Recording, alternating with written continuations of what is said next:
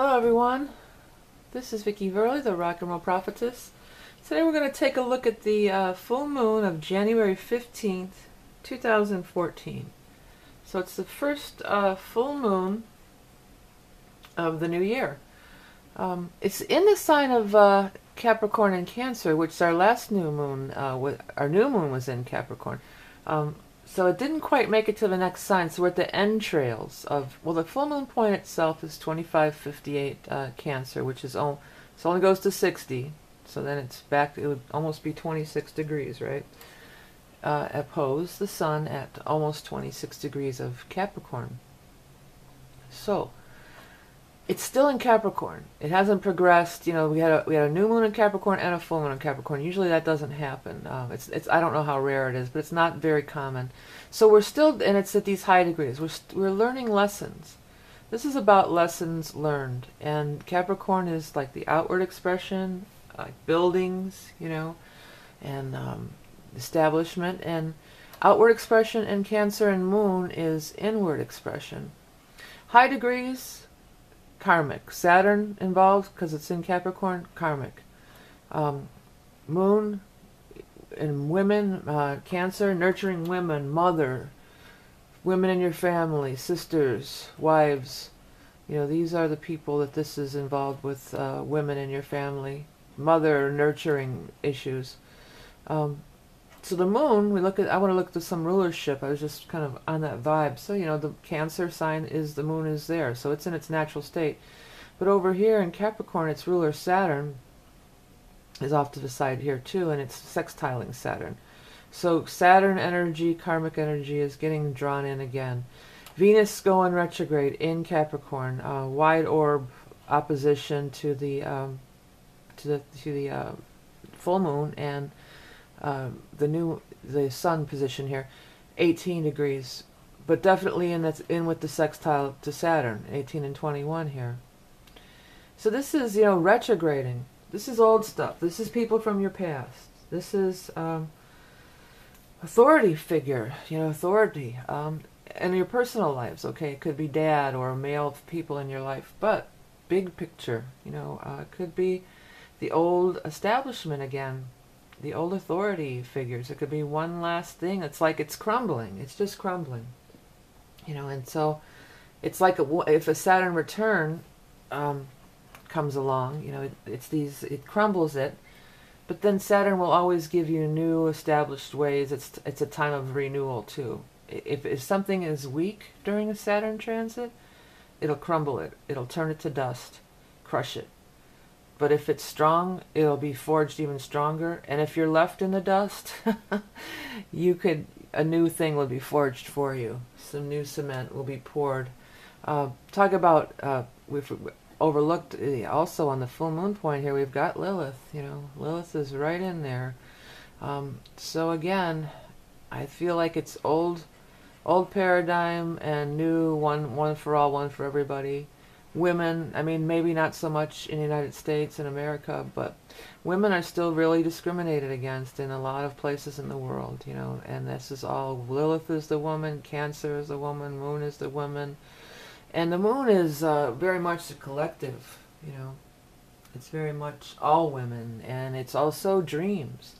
This, you know, always on a full moon you would have good dreams or enlightenment, you know, the full moon shines a light. But with the moon being in Cancer, a receptive water sign, it could be, you know, ask for a dream. Great time to ask for a dream. And I bet you'll have an answer. Or you'll get, you know, some enlightenment. Okay, besides all this deep stuff, which has been happening a lot, you know, going on for a while, we've got over here all this Libra, too. So some of the asteroids are in there.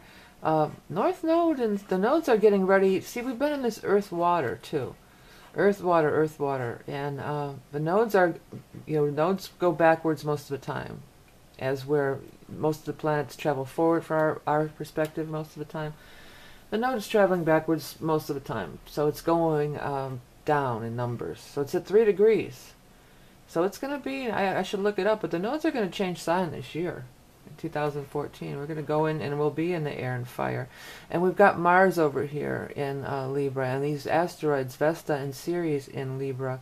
squaring off, you know, this 22, 26 stuff, squaring right off with the point here, big T square.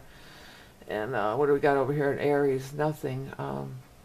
But if you have something, again, in the 25-degree range of Aries, you're going to get major energy. You know, this looks like, this reminds me of an arrow. And this is the bow being pulled back, or the string part of it being pulled back. And it's like, we're going to fire this arrow right through there, right through there. So, you know, the missing point, it's like that's where the energy has to go somewhere. Square, square, square, square, all this square. It's got to go somewhere. It needs to go. Again, it could be about like going in your own direction too. And you know, we talked a little about that comet Ison. Turns out it did dissolve and burn up. But I still feel like there's some connection with this Ison, and I want to find out. I should have looked it up, but maybe by next time we'll have like what constellations did it go through. Or, you know, its trajectory, or astrological or astronomical placements. You know, maybe we could look into that for next time. But in the meantime, Aries, you know, this Aries energy, and it's just like, it's what's missing in all these T squares. It comes in, it gets filled in, and Uranus has filled it in the low degrees. But these things, and it's gonna be interesting to see, like we just had the winter solstice, what happens in the, you know, the spring ingress, you know, Aries ingress, because that's when everything's going to be filling that in. But that Ison, it is like, forge that new ground, do it, go for it. So what if you're going to burn up? And it is almost like a, you know, no guts, no glory kind of thing. And it is like the old paradigm. And that's another thing. I'm going to have to do a whole video on Ison, because I want to look up a bunch of stuff, including about Ison. You know, they said, I forget how many, was it 10 million or 10 billion years old? I want to see, you know, where did it come from? What was going on in the world then? Is it even in our recorded history at all? Because I feel like it kind of brought all that crap with it. From all those thousands or however long years, it kind of brought it with it, and it burned it up into the sun. And it is like we're forging a new thing, and we're moving into new times, and it's happening quickly. Things are moving quickly. Aries doesn't want to mess around. Aries isn't a planner. Aries is a doer. We're just gonna do it. We're not gonna think about it. If you don't never take that first step, Aries takes the first step. And you can be all Pisces and Scorpio and analyze it to death and think about it, you know, forever, and plot every possible scenario and outcome. Or you can just be like Aries and right in there, baby, right into the sun. Speaking of Pisces, there is some conglomeration here with this Pisces energy, and I like this. And I know this is like the East Coast chart, but I like that it's in the 5th house like that. It just gives me, it's giving off a 5th house vibe, even if it's maybe not there in everywhere in the world. It's not. But at any rate, what we got is the low degrees of Pisces here. We've got Neptune and Chiron, which have been, you know, in orb with each other. But also what's moved in here is Juno has moved in here. So Juno is a cool energy and a cool way to kind of, it feels like it's sort of bridging the gap between Chiron and Neptune. Because Chiron is the wounds and all that, where you keep wounding yourself. And Neptune, Neptune at its best can be, you know, it's again in its natural placement, just like the full moon is in its natural placement with the Cancer. The Neptune in Pisces, it's in its own rulership, it's in its own placement. So it's in harmony, it's empowered, you know, it's in power. So the highest vibration of Neptune is spiritual growth. It is transcendental, it is creativity, but it's be like channeled, you know, true spirit creativity and everything. I'll tell you what, I have totally been on a major creative binge here. You know, I've got so many, my notebooks are full of ideas, and I've got art, all these different art and music projects going on right now, so I've just been really sparked up with that myself. But I feel like it's this Juno moving in there, because Juno is kind of like a Venus vibe. It's the queen of the gods, and it's definitely ruling about love, and it's a love vibe for sure. So it's bringing Neptune into its higher realm, rather than having Neptune wallowing down there with Chiron. And not, you know, I felt like this was kind of muddly and not such a cool vibe at all. and this is how you hurt me, and these wounds, and crying, and being stuck in like kind of a darker place here, you know. It's when Neptune gets muddy. Yeah, so, and Neptune can get dark and muddy, especially in these lower vibrations. And that's Neptune placements also, you know, in people's charts and in transit too, and in, you know, when it's being activated. You know, that is drugs and alcohol. That's escaping through drugs and alcohol. See, Neptune, if you have a strong Neptune in your chart, you're really not quite in the 3D. You're not quite in reality, you know. So either you can transcend reality through creativity and spirituality, or you can escape reality through drugs and alcohol. So I feel like it's kind of been in that darker place with the Chiron, but it's this type of year, this time of year too. We get through these holidays, and it's really deep and dark, depressing place, and there can be a lot of sadness around this time, and that Chiron in there wasn't helping things. And you could wallow with Neptune. You could get caught up in sadness, and you just can't get yourself out of it. So Juno coming in there, I feel like it's saying, okay, it's sort of like a shield. Look at how that's like that little sparkly thing, like I always see in the aspects and my orbs and stuff. So it's like little sparkly Junos coming in here and blasting out a force field at Chiron, like, get away from me, Chiron. I'm going to activate Neptune to its highest potential, and we're going to have beautiful creativity, spirituality, and all that kind of good stuff. Okay, so that's my take on that. And it is in this, we've got this opposition with the Palace too. So Palace, you know, that's the warrior too, and blazing the new trail. But also, I still think of Palace as, you know, kind of mental and Mercury vibration. So I feel like, because it's tinkering, it's good at a lot of different things, and have a quick mental thing, and things like that. So with this in retrograde too, I feel like a loss of clarity there. Like the diamond isn't shining as bright, and Chiron. So again, if you want to bring it down to, you know, everyday terms, maybe these wounds that you're having, and these wounds come out too. We've just got through that holiday season. I'm still recording it. I'm still in the throes of it, but you know, those wounds come out. You know, you remember. You know, I remember when I was a kid and this happened, and you got this, that, and this, and gifts, and all this sort of crazy stuff. And Neptune too, it's far behind you. You don't have a clear recollection of it. Maybe with Palace in reverse, you know, you're going to put a bad mental slant on it. So just realize that that's been going on, and kind of, you know, get out of that mode if you can. Catch yourself, and, you know, turn it around, look in a different direction. Okay, so yeah, these nodes are about to change. That's some upcoming things that's going to be pretty... I keep wanting to come back to this, you know, I don't know why it keeps drawing me back in. That's going to be a shift in vibration, a shift in energy, which is happening all the time too. And Uranus in Aries here, it's not really, it doesn't look like it's aspecting anything. It's got a sextile to Mercury. Oh, okay. So there is like a mercurial vibe there, or a mental vibe there, you know. So I like that. I feel like that's good. That's a spark. You know, Aquarius could be, it's totally enlightened. You know, Aquarians are electric.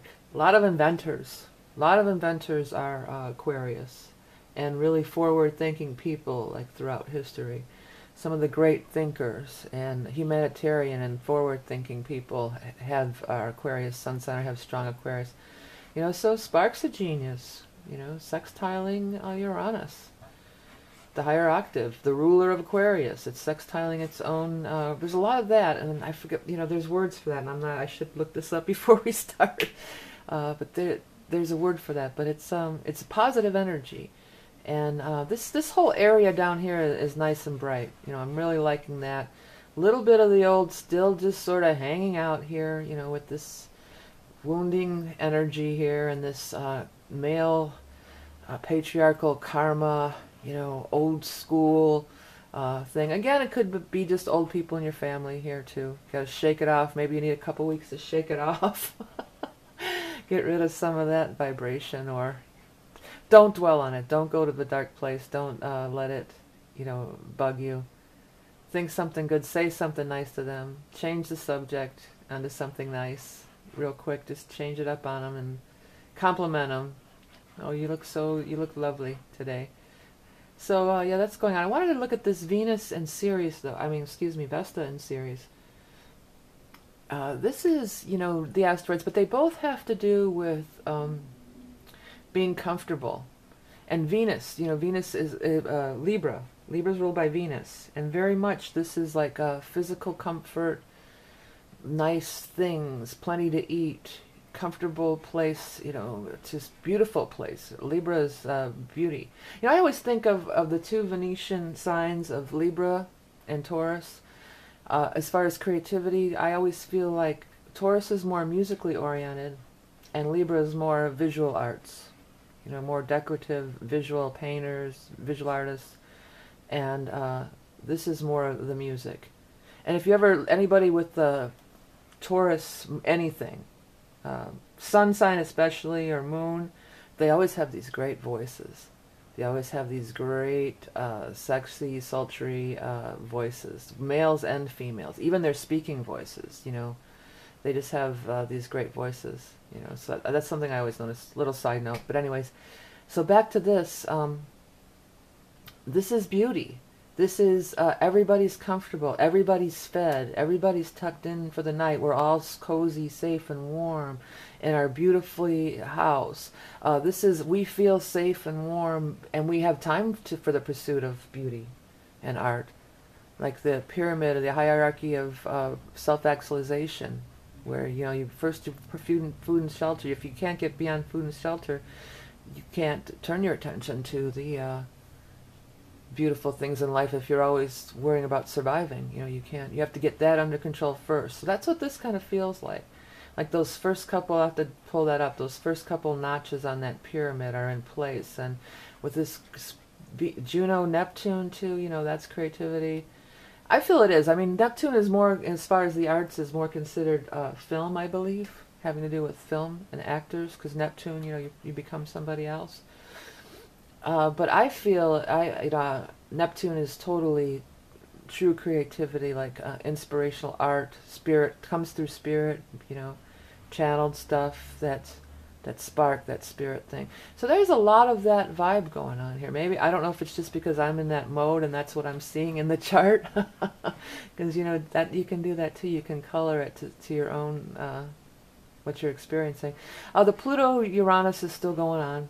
It's widening up. You know, and on these slower moving planets, after about 3 degrees, you know, it's okay. I let it go, because that's about it. You know, I'm going to give it a 3-degree orb because it moves so slow, and it's almost there to 12. It's moving direct. Pluto's direct, 47. You know, it's going to be 12, and then it's 40. Well, this is also 9, but it's still, I'm feeling this is not as strong anymore. I like Mercury getting in there with the sextile to like redirect.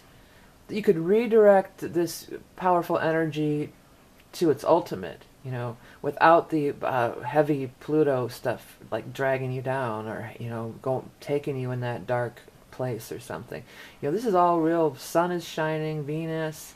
To me, this is so bright and so fun. And fifth house, I know that the wheel doesn't really matter, you know, because it's going to differ for a lot of people. Like, well, I guess it doesn't. It matters if you're on the East Coast, I guess. But I just feel like this great creative fifth house energy. This is where I want to go. This is where the bright energy is. So that's the way. Mars, pursuit of creativity. You know, pursuit of Libra type things. Let's make the world a beautiful place. Let's make it a fair place, and an even for all place here, you know. Okay, everyone.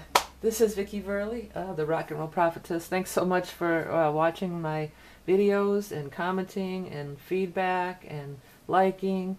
And I thank you so much for all your donations. No donation is too small. I've got all sorts of charts available for the year ahead on my Tapestry of Life site. You can check that out. I'm also doing some bunch of new orgonite. I've got a whole bunch of new ideas, and they're in this process of setting up right now, and they'll be listed in my Etsy shop coming very soon. More of the chakra pendants, which seem to be the most popular, but I'm also doing some other cool ones, Tree of Life and Merkaba and things like that. So therefore, like chakra alignment, you know, attunement. So it's pretty cool. I've been really inspired and working on those. So if you have a minute, take a look. And I'll talk to you next time.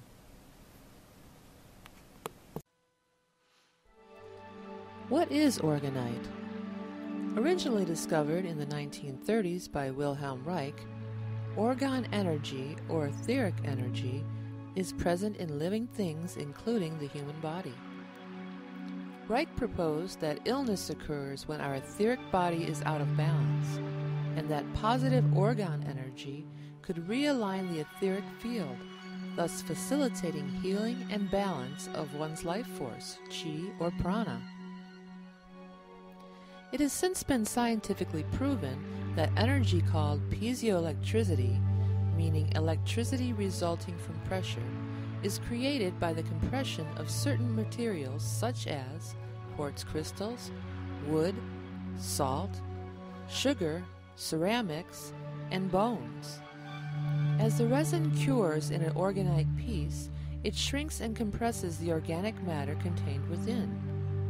The energy emitted creates a positive energy generator.